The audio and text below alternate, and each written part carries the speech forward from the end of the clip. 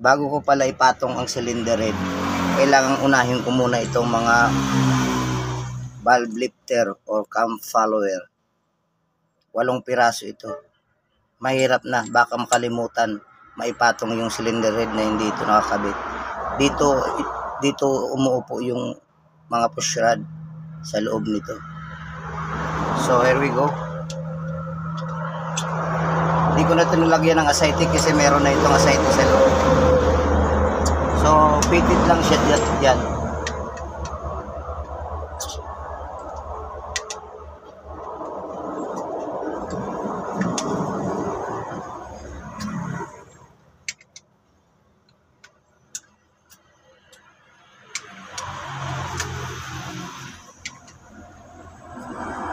So ipupush natin ang kanyang push rod. Ito yung push rod.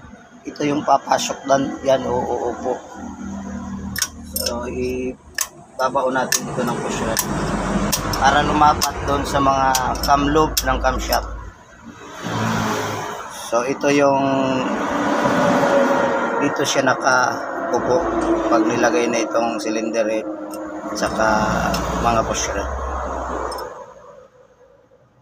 Alright, thanks for watching.